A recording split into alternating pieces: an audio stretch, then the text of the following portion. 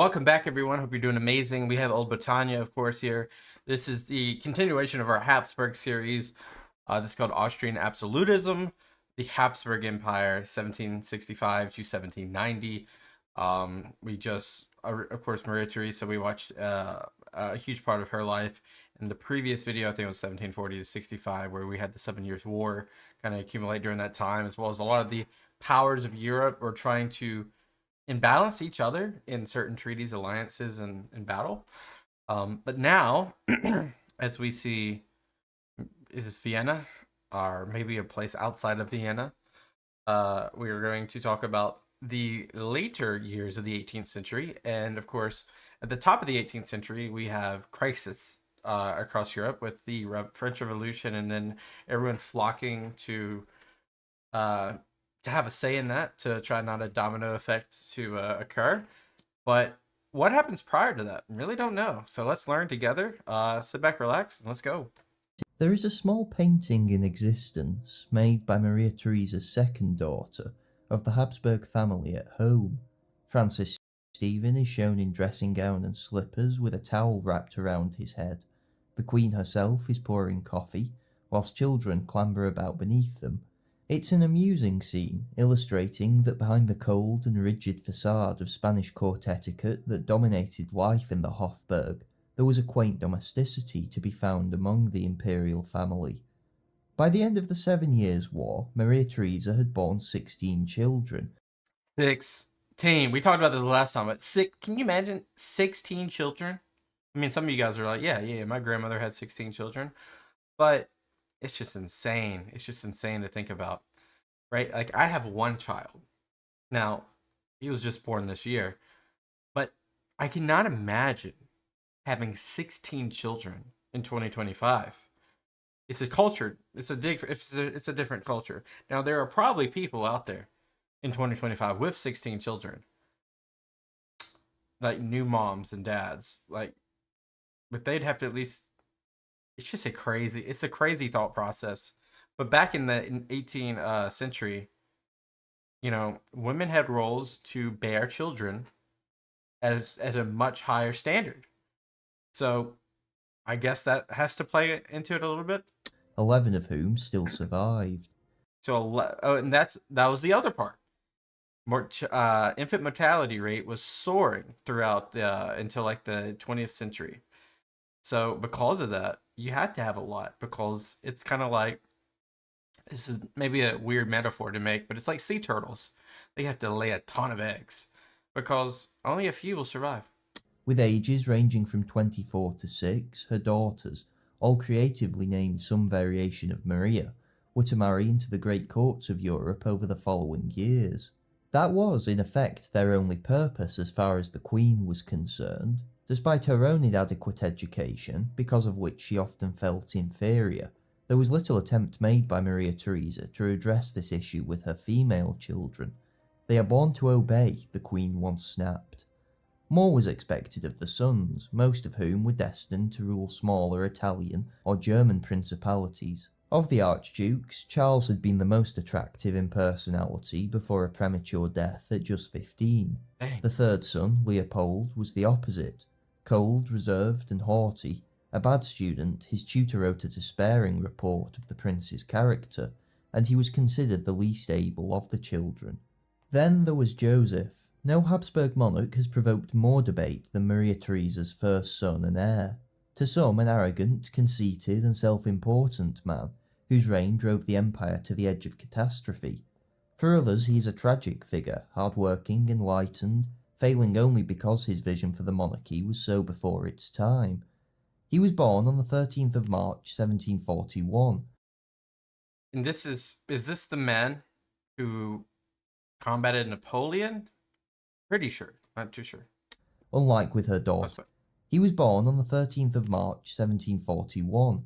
Unlike with her daughters, Maria Theresa was determined the son would have an education befitting a Habsburg emperor. Yet if the Queen expected the young Joseph to be shaped in her image by his Jesuit tutors, she was to be disappointed. Reading widely, instead of God and Church, he discovered Voltaire and the Enlightenment. Yeah, what an age to grow up in the age of Enlightenment, when you have like pretty much the church or reason, and like you're just like combating the two, like it's just shaking continuously. It's what a time, what a time. The Archduke was not considered a good student as far as his teachers were concerned, but privately he studied everything from law, history and economics to politics and government. This keen interest in the state and power was combined in a prince that clearly understood the high position he had been born into. He has the most exalted conception of his station, reported the Prussian ambassador to Frederick. Given his own regiment of troops while still a child, Joseph marched up to Haugwitz, then engaged in transforming the Austrian military from a mob of armed peasants into a disciplined force capable of fighting Frederick to a stalemate. "Did you ever do service in the army?" the young Archduke asked. Haugwitz replied he had not. "Then why do you meddle in matters you do not understand?" Dang. Cold. It might seem unfair to characterise a man based on childhood anecdotes such as this, yet Joseph's conceit only seems to have increased with age.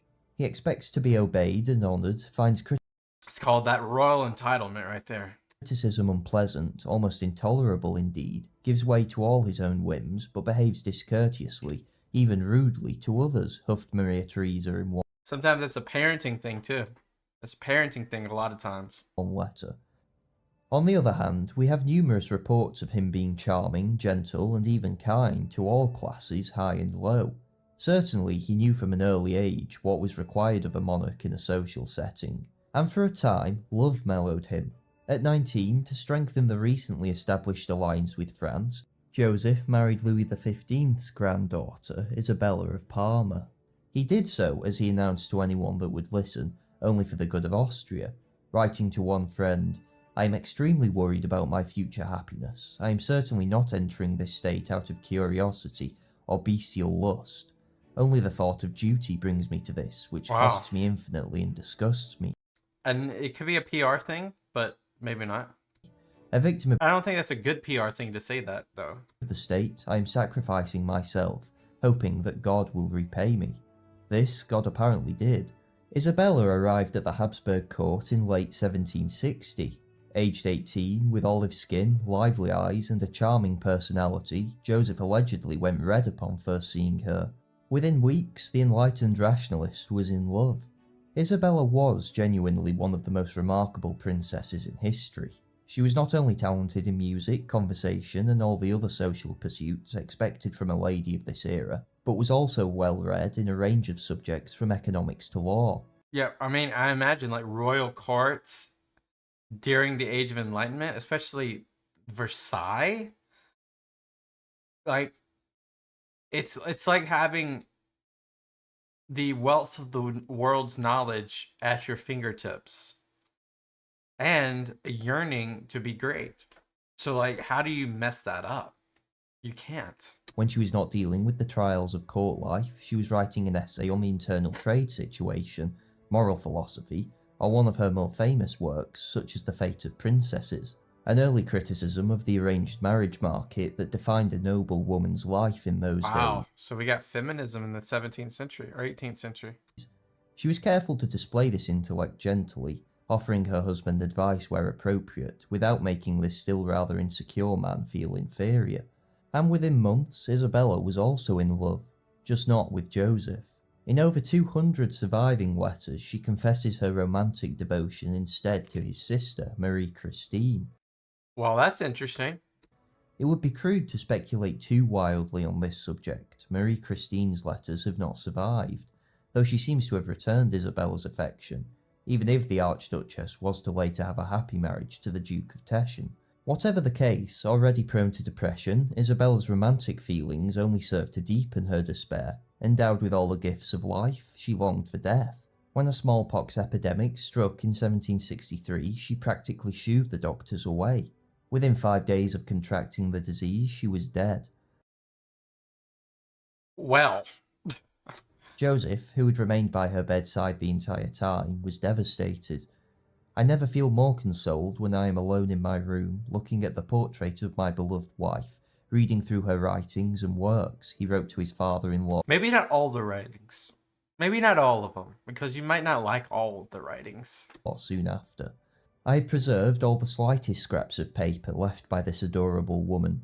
I want to be able always to show the world what a companion I possessed in her, and how much she deserves to be mourned. He had been married too short a time for Isabella to seriously mellow his personality, but she had undoubtedly brought out the best in him. He did not lose the charm or kindness he had always been known to display to others, but neither did he overcome the arrogance, self-pity and authoritarianism that were also a part of his character. A widow at 22, he returned to the world of cold rationality. Is it called widow or widow? I know it's such a small thing, but I'm curious. When a man loses a woman, when a woman loses a man in marriage, she's a widow. But when a man, you know what? Stay with me, guys. Stay with me, guys. We're gonna get to the bottom of this. ChatGPT. Widow is a woman losing a man. What's the inverse? What do I ask that? Let's see what we got. It's a widower. I had that on the edge of my tongue. I just didn't say it. Didn't make it. Widower almost sounds like you did it on purpose. You're a widower. Anyway, widower. Okay. And applied himself to affairs of state. The next year he was taken by Francis Stephen to Frankfurt, where he was elected by the German princes as King of the Romans, a title that allowed him to automatically become emperor upon the incumbent's death. The loss of Isabella had brought back his natural aloofness, and he was bored by the antiquated rituals and sermons that supplemented his coronation. He complained in a letter to his mother of the trash and idiocies which we had to listen to all day.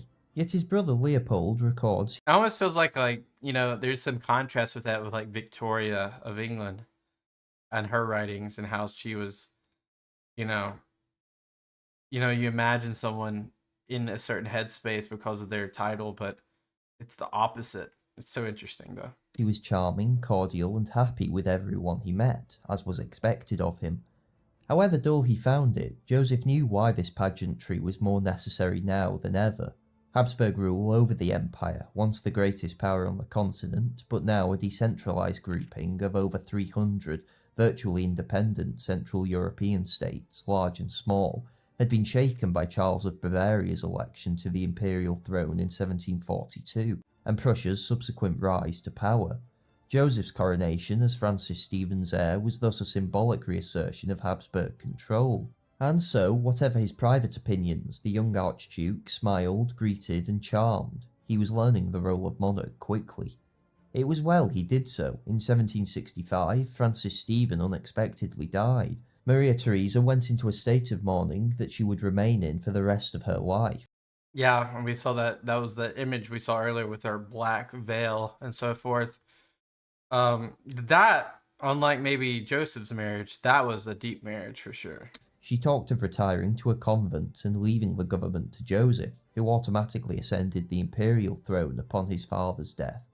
That she did not abdicate was undoubtedly for the best, but it created a slightly bizarre situation where the Holy Roman Emperor, officially the greatest prince in Germany, had no actual power base of his own. The Habsburg monarchy itself was legally still in the hands of Maria Theresa. The Queen understood, though, that Joseph needed to be brought into government. He was still only 24, but clearly... Yeah, kind of naive probably, but also someone that wants to prove himself at that age. ambitious and eager for power. Yeah. Indeed, he had effectively run the Habsburg monarchy for several months whilst Maria Theresa mourned.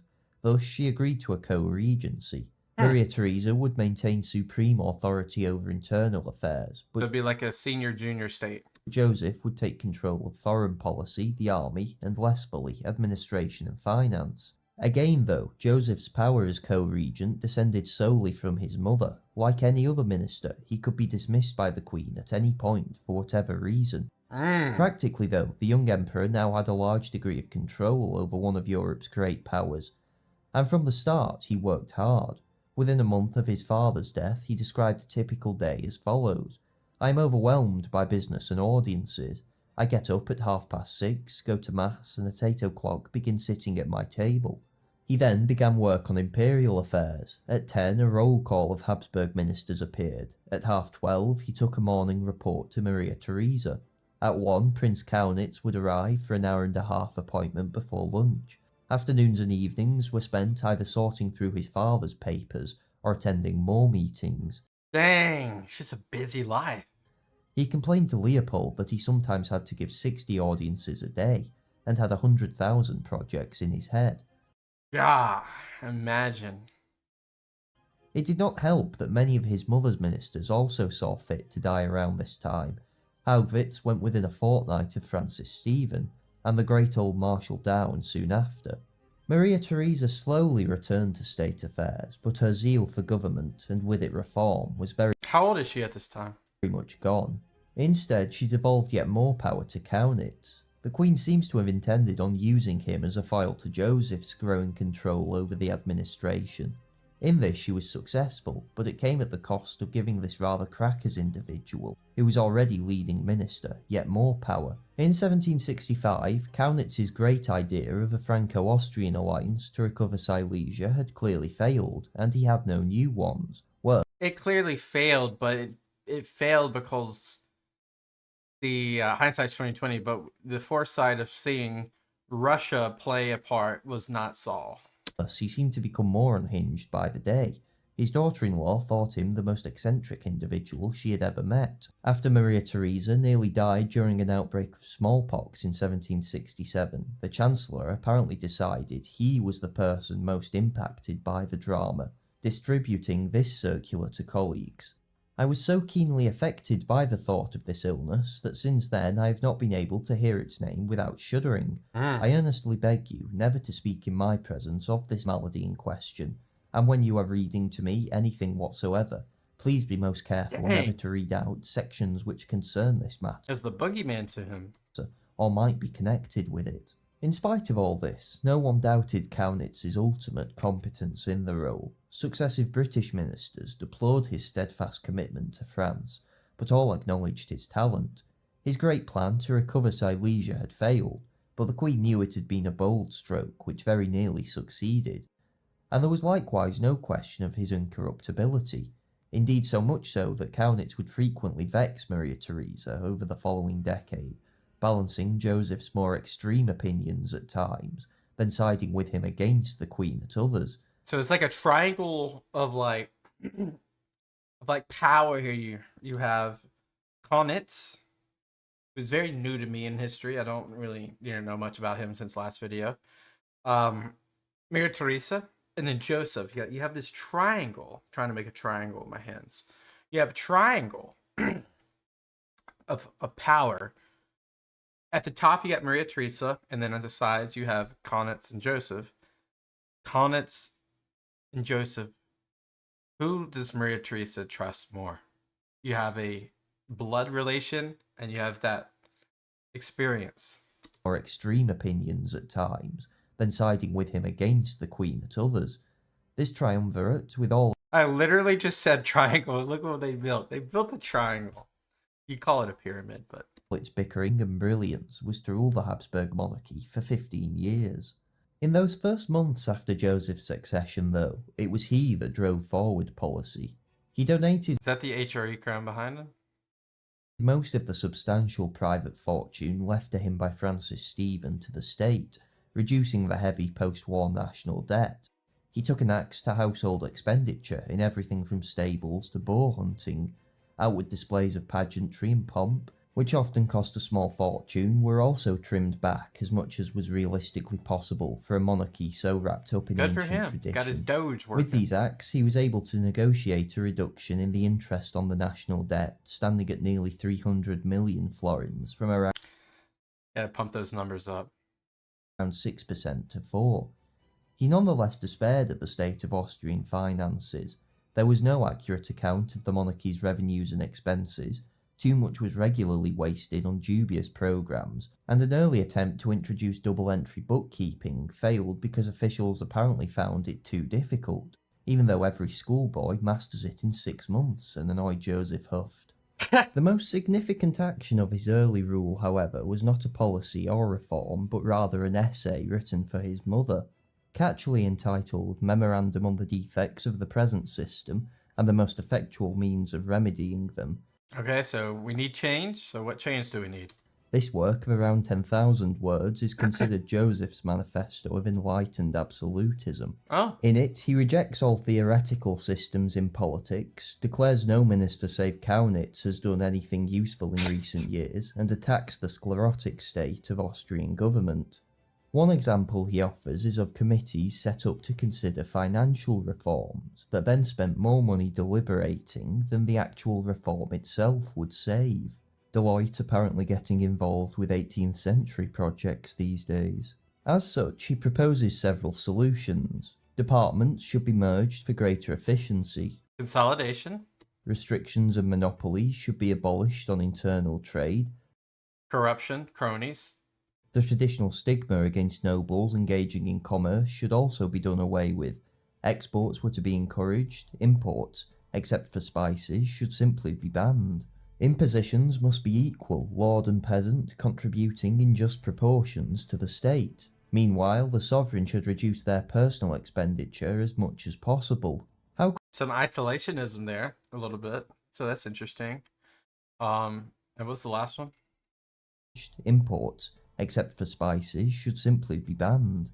Impositions must be equal, lord and peasant contributing in just proportions to the state. Meanwhile, the sovereign should reduce their personal expenditure as much as possible. How could the monarch think himself rich if he had money in his coffers but the provinces were depopulated and impoverished? Joseph asks.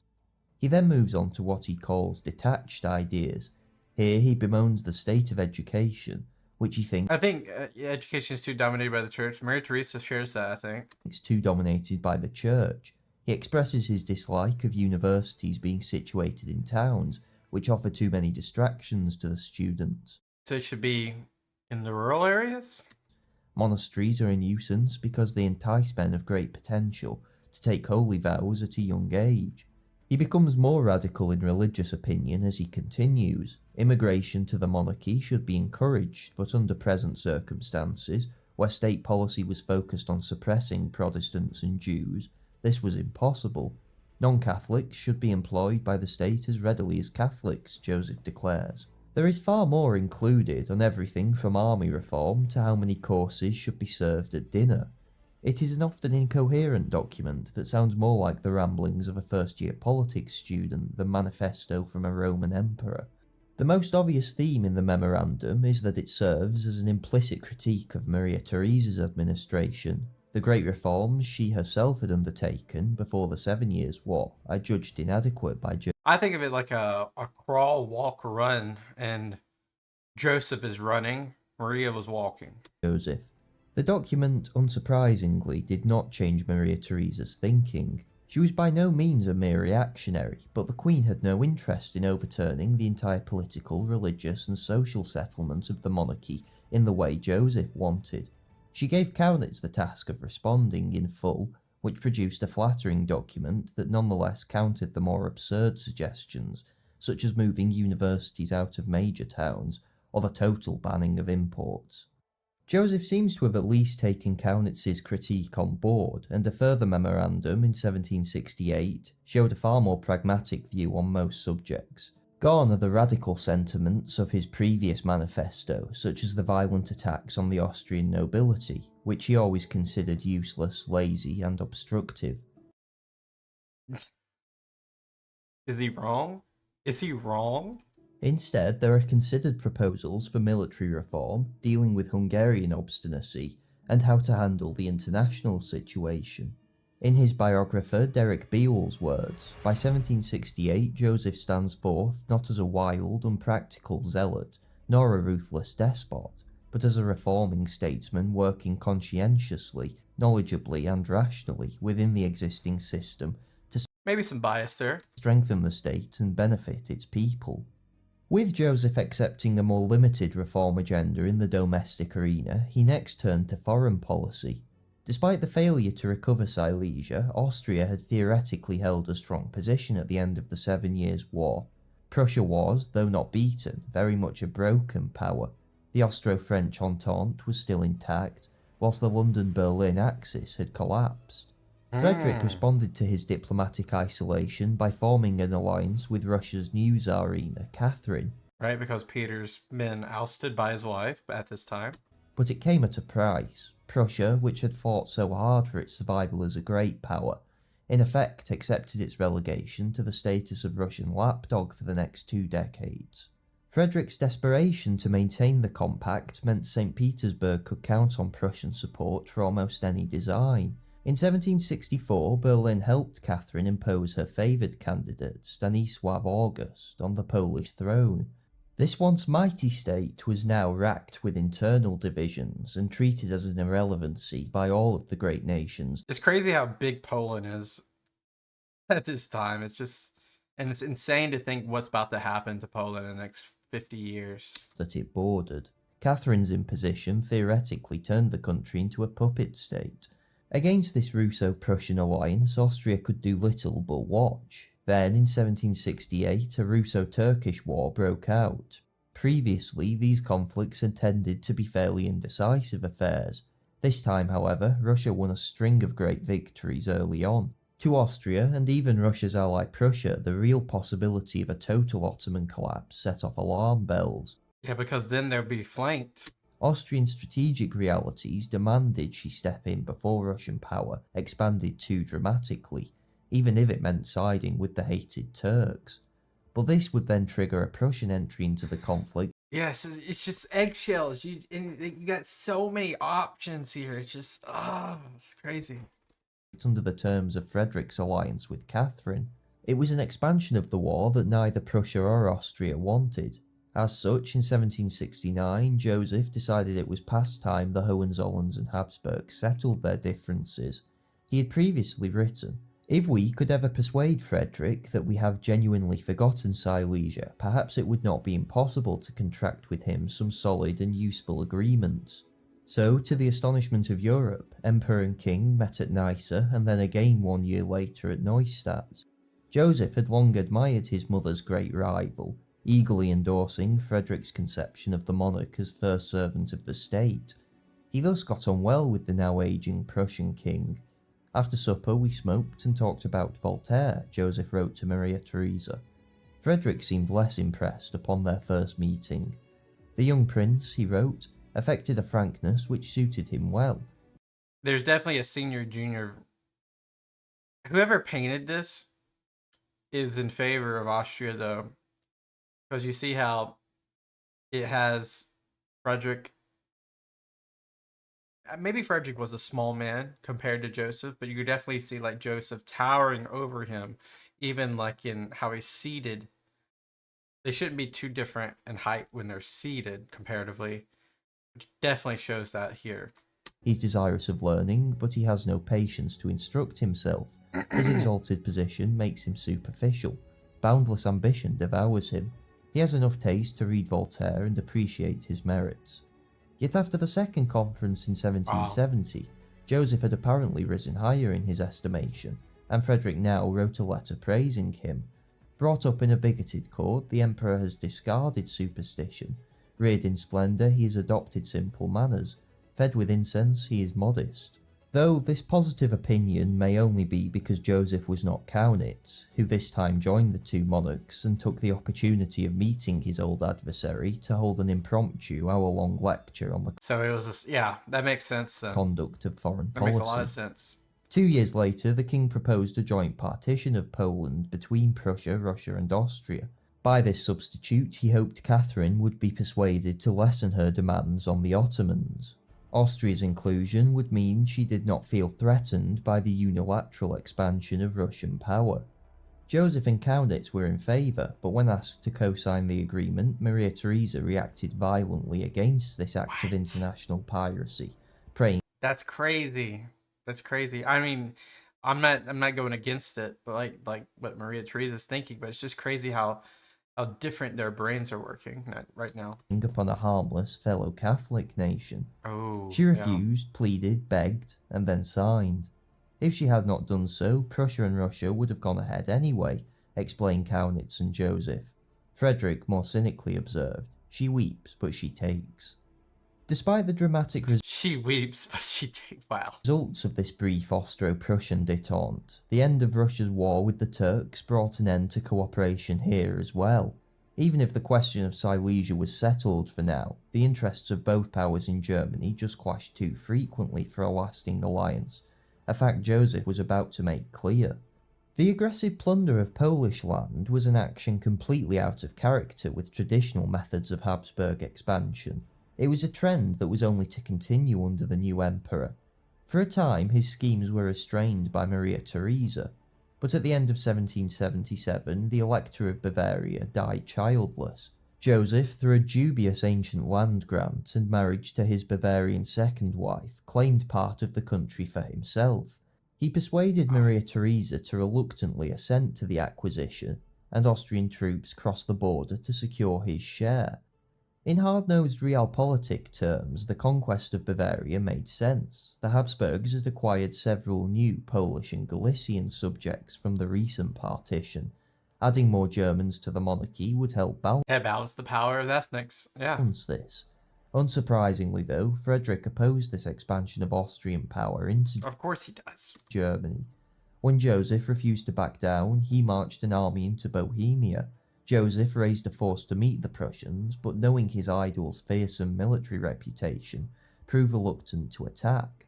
Frederick, seeing that the Austrians had taken up strong defensive positions, contented himself with feeding his army from Bohemian stores. As this stalemate showed no signs of ending, Maria Theresa undercut her son and privately sent an offer of peace to Frederick, Dang, just so many back channels. which he accepted.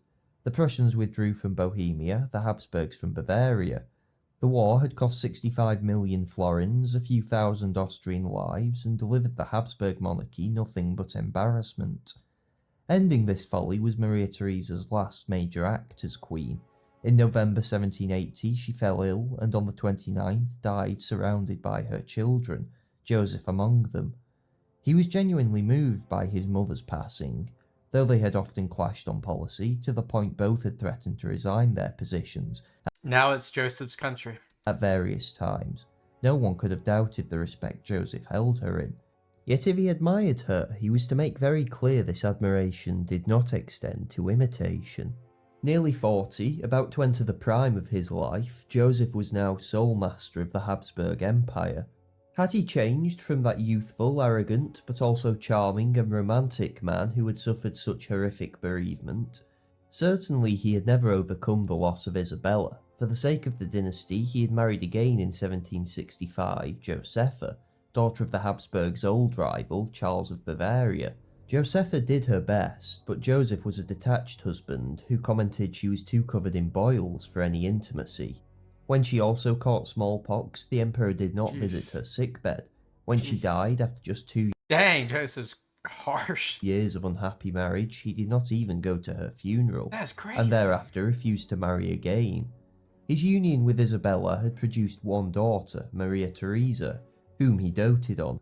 Her death in 1770, at the age of just 7, was probably the most brutal loss he ever suffered. From then on, his only love was for the state. He could So now that kind of makes you cold. So he might be a cold ruler. still be charming, kind, and patient to all classes of people.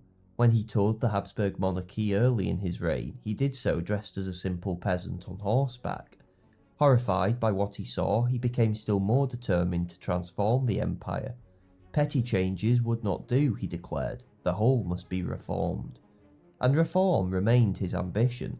As stated earlier, his views had grown in maturity by 1768, and his more extreme ideas had always been blocked anyway by Maria Theresa.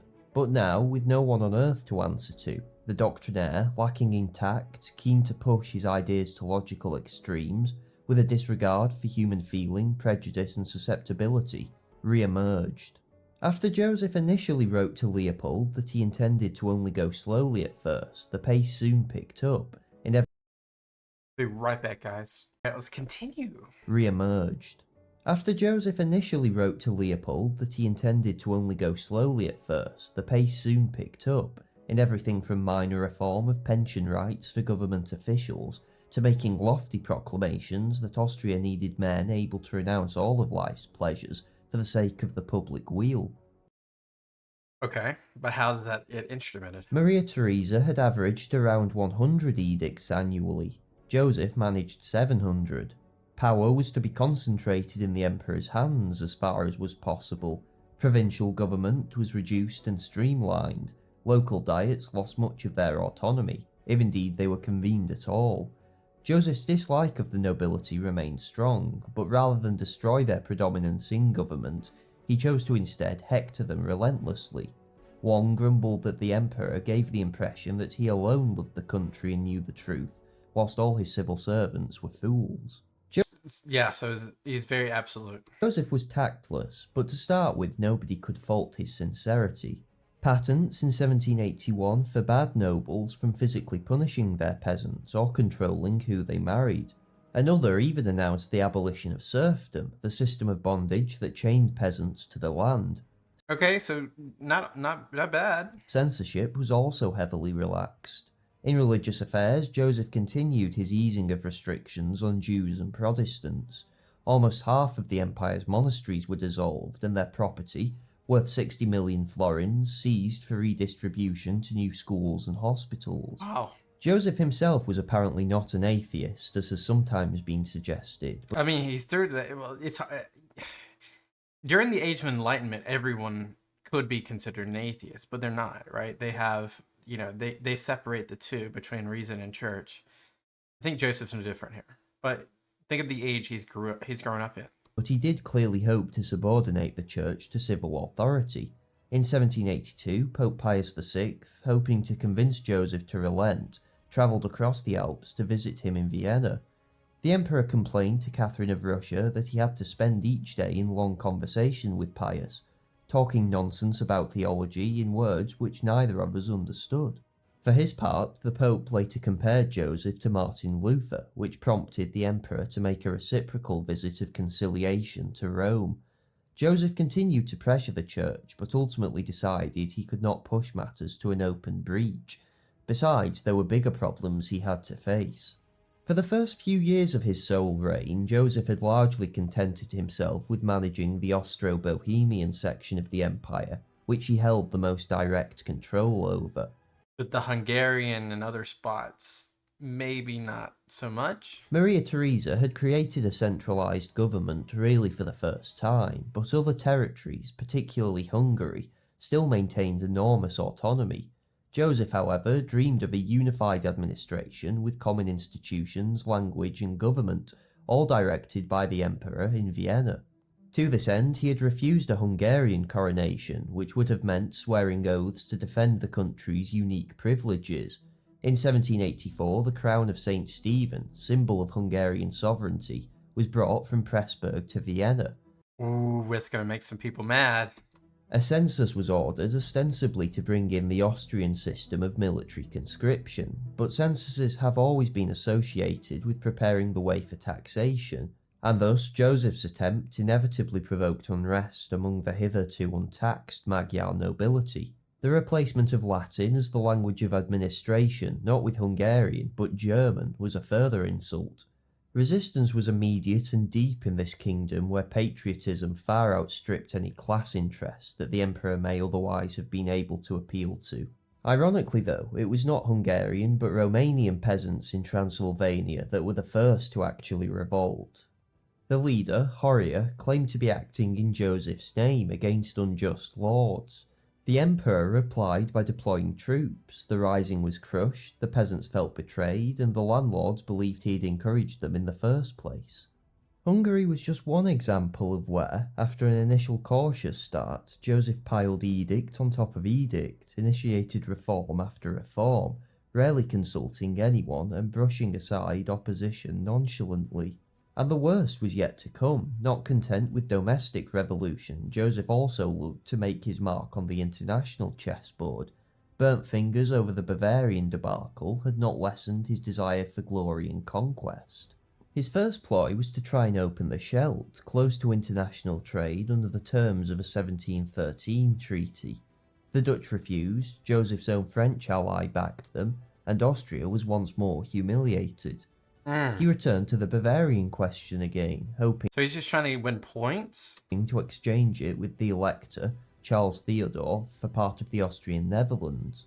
Frederick, in his last great act as king, mobilised a league of German princes against the acquisition. Dang, Frederick's the thorn in his side. For a second time, Joseph was forced to abandon his Bavarian ambitions.